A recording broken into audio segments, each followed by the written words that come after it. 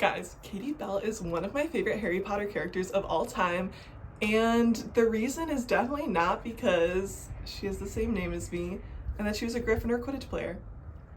What more can you ask for, honestly? Okay, so crash course, Katie Bell is 1 year older than Harry in school. So when he's a first year, she's a second year, blah, blah, blah. They joined the Quidditch team the same year because, you know, no one ever made the Quidditch team their first year except for Harry because, you know, he's a pick-me boy. But anyway, she was a chaser, he was the seeker. So she's one of 3 chasers. The others were Angelina and Alicia for most of the time at Hogwarts. And so those 3 girls were like besties, like they were a friend group, even though the other 2 girls were 1 year older than Katie. So Katie is really only mentioned a few times. She's one of those like random side characters who you like absolutely adore, but she only gets like 1 sentence per book until the 6th book, which we'll get there. But we know besides being on the Quidditch team, she was also a part of the dueling club in her 3rd year when Lockhart was like running that whole thing. And we also know that she joined the DA during her 6th year. So she's definitely a Gryffindor at heart. We also know that her Bogart is Voldemort, which honestly, this is the most valid Bogart I've ever seen. Like, why are people afraid of spiders when Voldemort is out there? You know what I mean? Like, get with the program on. And we also know that she had a non-corporal Patronus. So she was able to produce a Patronus charm, but it was just like the wispy white stuff. It wasn't like an actual animal. But honestly, this spell is super difficult for anyone, and they just make it seem like everyone can do it in the books. So it's so fair, okay, that Katie can't do this. So obviously, she's best known for her 7th year, Harry's 6th year, when she gets cursed by the necklace that Draco leaves in the girls' bathroom of the 3 broomsticks. Honestly, that's such a bad day for her. I feel bad. Basically, she's on her way to bring it to Dumbledore with her friend Leanne, who's a Hufflepuff. So we know she has friends outside of Angelina and Alicia because at that point they've graduated. So she does have other friends, okay?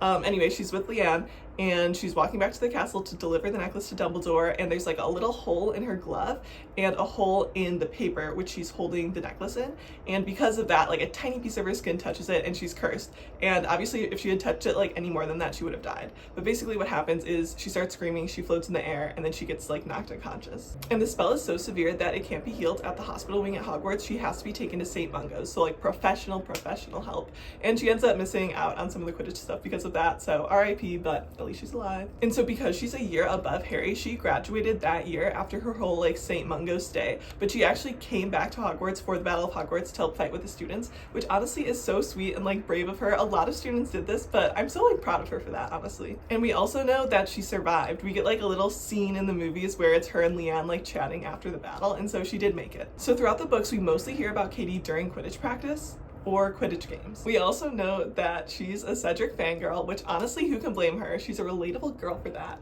She's the one who's like, oh, he's silent and strong. Like, yeah, he is. And we also know that in addition to being like a Quidditch player and being competitive and stuff like that, and a fangirl, we know that she's super sweet because Harry has this quote where she's like, off the Quidditch pitch, Katie wouldn't hurt a fly. So, athletic, competitive, sweet, fangirl, like, what more could you ask for? Oh, and we also know that she's really fair because when Harry is like made the captain or whatever, instead of her, she's like, honestly, you deserve it. She's not mad about it at all. She has no ego, which we love. And also when Harry's like recruiting people to play for the team, he's like, oh, of course you're on the team. And she's like, no, like you need to have tryouts, you need to make it fair. So she's got a little Hufflepuff in her. I love it. Maybe Leanne is like wearing off on her. And obviously she's super brave for going to the Battle of Hogwarts and joining the DA. We know that her friends are Angelina Johnson, Alicia Spinnet, Fred and George Weasley, Lee Jordan, and Leanne. I literally don't know Leanne's last name, forgive me. Oh, and also Oliver Wood too, but that's more of like a friend of me, I feel like. So that's like basically all the canon we know about Katie. So now we're gonna move into some headcanons. I love Katie Bell headcanons. They're just so wholesome. So my favorite headcanon is that Katie Bell dated George Weasley because we know that Fred dated Angelina, and not to have like the exact same couple dynamic, but like if it ain't broke. So anyway, I feel like they definitely move in the same circles, and I think they make a lot of sense together because both of them are like funny, competitive, kind. We know that George is like the more compassionate of the 2 twins, and we know Katie's like a sweetheart. They're both super brave and do the right thing. I think they would get along great. Another headcanon is that while Katie was like mediocre at school, she didn't really care about it that much. She mostly was like all absorbed in like Quidditch, athletics, and like that's basically it. And because she was so absorbed in like athletics and her friends and stuff like that and just having like a good time, she just didn't really care about school that much. but the only exception is transfiguration, and that's mostly because McGonagall taught it. We know in the books that Katie took Newt level transfiguration, so that is canon that she's good at it and she cares about it. But I feel like her and McGonagall would have gotten along so well.